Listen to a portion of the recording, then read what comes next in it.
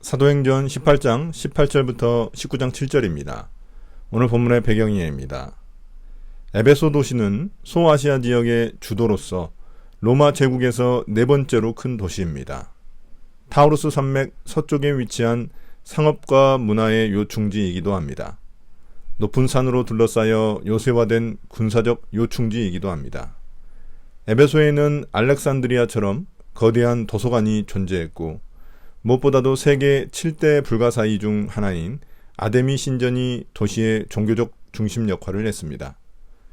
극장과 공연이 대중화되었었고 마법이 성행했으며 독자적인 원로원을 가지고 있었습니다. 당시 인구는 약 30만 명으로 추정됩니다. 18장 18절부터 23절입니다. 바울의 복귀. 바울은 여러 날을 더 머무른 뒤에 신도들과 작별하고 배를 타고 시리아로 떠났다. 브리스길라와 아굴라가 그와 동행하였다. 그런데 바울은 서운한 것이 있어서 겐그리아에서 머리를 깎았다. 그 일행은 에베소에 이르렀다. 바울은 그 두 사람을 떼어놓고 자기 혼자 회당에 들어가서 유대 사람과 토론하였다. 그들은 바울에게 좀 더 오래 머물러 달라고 청하였으나 바울은 거절하고 하나님의 뜻이면 내가 다시 돌아오겠습니다 하고 작별 인사를 한 뒤에 배를 타고 에베소를 떠났다. 바울은 가이사라에 내려서 예루살렘으로 올라가 교회에 문안한 뒤에 안디옥으로 내려갔다. 바울은 얼마 동안 거기에 있다가 그곳을 떠나 갈라디아 지방과 부르기아 지방을 차례로 두루 다니면서 모든 신도를 굳세게 하였다. 바울은 유대인들의 핍박이 더욱 심해지자 이 고린도를 떠나서 갱그리아에서 배를 타고 수리아 지방으로 떠납니다. 이때 브리스길라와 아굴라도 동행합니다. 또한 바울은 갱그리아에서 자신의 서원을 마치며 머리를 깎습니다. 여기서 서원은 나시린 서원을 의미할 수도 있고 고린도에서 하나님이 보호해 주시기를 바라며 했었던 서원일 수도 있습니다. 나시린 서원일 경우 일평생 혹은 최소한 30일 이상 한시적으로 세상과 단절하고 자신을 하나님께 산 제물로 봉헌해야 합니다. 이런 점에서 바울은 아마도 자신의 2차 전도 여행을 나시린으로서 자신을 하나님께 바친 기간으로 여겨 서원이 종료된 날 머리를 깎았을 것입니다. 이제 바울 일행은 소아시아에 위치한 에베소에 도착합니다. 바울은 원래 2차 선교 여행 도중 소아시아에서 복음을 전하고 싶어 했습니다. 그러나 성령께서 그 길을 막으셨고 대신 마케도니아로 인도하셨습니다. 그런데 이제서야 도착할 수 있게 된 것입니다. 바울은 에베소에서 브리스길라와 아굴라를 떼어놓고 자신 혼자 회당에 들어가 유대인들과 토론하였습니다. 그들 중에는 바울의 메시지에 호의적인 사람들이 많이 있어 더 오래 머물러 달라고 요청했지만 바울은 거절합니다. 나중에 바울이 3차 전도 여행을 할 때에는 에베소가 중요한 거점 역할을 하지만 지금은 잠시 머물 뿐입니다. 바울은 하나님의 뜻이 있으면 다시 돌아오겠다는 작별 의사를 남긴 채 에베소를 떠납니다. 바울은 항구인 가이사라에 도착해 예루살렘으로 올라가 교회에 문안합니다. 만약 바울이 나시린 서원을 했다면 예루살렘에서 예물을 드려 서원을 마무리했을 것입니다. 곧바로 바울은 예루살렘을 떠나 수리아 안디옥으로 이동합니다. 바울이 예루살렘 교회와 안디옥 교회에서 2차 선교 여행 보고를 했는지는 언급되어 있지 않아 알 수 없습니다. 아무튼 바울은 안디옥에서 잠시 머문 후 또다시 그곳을 떠나 갈라디아 지방과 부르기아 지방을 두루다니며 성도들을 돌보았습니다. 이로써 바울의 3차 전도 여행이 막 시작되었습니다. 18장 24절부터 28절입니다. 브리스길라와 아굴라의 가르침을 받은 아볼로. 그런데 알렉산드리아 태생으로 아볼로라는 유대 사람이 에베소에 왔다. 그는 말을 잘하고 성경에 능통한 사람이었다. 그는 이미 주님의 도를 배워서 알고 있었고 예수에 관한 일을 열심히 말하고 정확하게 가르쳤다. 그렇지만 그는 요한의 침례밖에 알지 못하였다. 그가 회당에서 담대하게 말하기 시작하니 브리스길라와 아굴라가 그의 말을 듣고서 따로 그를 데려다가 하나님의 도를 더 자세하게 설명하여 주었다. 아볼로는 아가야로 건너가고 싶어 했다. 그래서 신도들이 그를 격려하고 그쪽 제자들에게 아볼로를 영접하라고 편지를 보냈다. 그는 거기에 이르러서 이미 하나님의 은혜로 신도가 된 사람들에게 큰 도움을 주었다. 그가 성경을 가지고 예수가 그리스도이심을 증명하면서 공중 앞에서 유대 사람들을 힘있게 논박했기 때문이다. 바울의 에베소 사역이 본격적으로 등장하기 전에 아볼로라는 한 전도자가 등장하고 있습니다.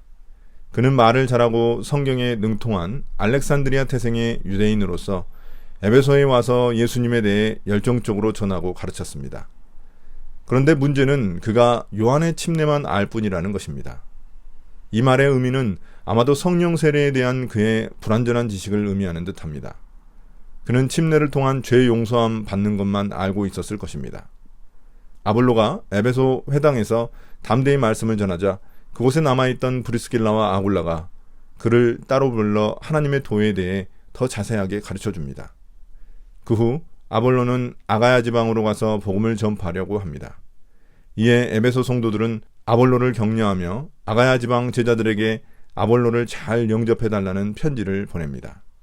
그래서 아볼로는 고린도에 가서 은혜로 말미암아 믿는 자에게 많은 유익을 주었고 많은 추종자들도 얻게 됩니다. 그는 성경을 가지고 예수님이 메시아라는 것을 증명하며 유대인들의 논박을 이겨냈습니다. 그는 나중에 에베소로 돌아와 바울과 함께 사역을 합니다. 그래서 바울은 그를 자신이 심은 사역에 물을 주는 사람이라고 평가했습니다. 19장 1절부터 7절입니다. 성령을 받은 에베소 제자들. 아볼로가 고린도에 있는 동안에 바울은 높은 지역들을 거쳐서 에베소에 이르렀다. 거기서 그는 몇몇 제자를 만나서 여러분은 믿을 때 성령을 받았습니까? 하고 물었다. 그들은 우리는 성령이 있다는 말을 들어보지도 못하였습니다. 하고 대답하였다. 바울이 다시 물었다. 그러면 여러분은 무슨 침례를 받았습니까? 그들이 요한의 침례를 받았습니다. 하고 대답하니 바울이 말하였다. 요한은 백성들에게 자기 뒤에 오시는 이 곧 예수를 믿으라고 말하면서 회개의 침례를 주었습니다. 이 말을 듣고 그들은 주 예수의 이름으로 침례를 받았다. 그리고 바울이 그들에게 손을 얹으니 성령이 그들에게 내리셨다. 그래서 그들은 방언으로 말하고 예언을 했는데 모두 12사람쯤 되었다. 이제 아볼로가 고린도로 이동한 시점에 바울이 에베소에 도착하게 됩니다. 그곳에서 12명의 사람을 만나 믿을 때 성령을 받았는지 묻습니다. 그러자 그들은 성령이 있다는 말을 들어보지도 못했다고 대답합니다. 분명 요한의 침례만 알고 있는 아볼로를 통해 예수님을 믿었을 것입니다. 바울이 그들에게 예수님의 이름으로 침례를 베풀고 안수하자 그들은 성령의 충만함을 받고 방언과 예언을 하기 시작합니다. 이들이 진정한 그리스도인인지에 대해서는 논쟁의 여지가 있습니다.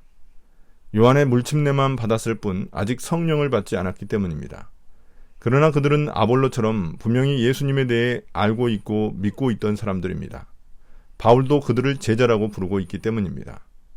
그러므로 바울의 의미는 믿을 때 성령을 받는 게 원칙인데 그렇지 않았다는 의미입니다. 그렇기에 그들을 불신자라고 보기는 힘듭니다. 그들은 특이하게 아볼로처럼 단지 성령에 대한 지식이 없었을 뿐입니다. 사도행전에서는 보통 고넬료처럼 회심과 동시에 성령 세례를 받습니다. 그러나 이 경우는 앞서 8장에서 빌립의 전도로 사마리아 사람들이 믿음을 가진 후 사도들이 와서 성령을 받게 된 일과 유사합니다. 바울을 통해 이방인에게도 성령이 분명히 내리게 된 것입니다. 그렇다면 이것은 복음이 예루살렘과 온 유대와 사마리아와 땅끝까지 이르러 전파되고 있음을 알리는 성령의 사인이라고 볼 수 있습니다. 오늘의 묵상입니다. 아볼로와 에베소에 있던 몇몇 제자들의 모습이 등장하고 있습니다. 그들의 불완전한 지식을 브리스길라, 아굴라 그리고 바울이 채워줍니다. 서로 부족한 점들을 채워주며 성령의 역사가 드러납니다. 우리 주위에도 구원에 대한 불완전한 지식이 있는 사람들이 있다면 알려줘야 합니다.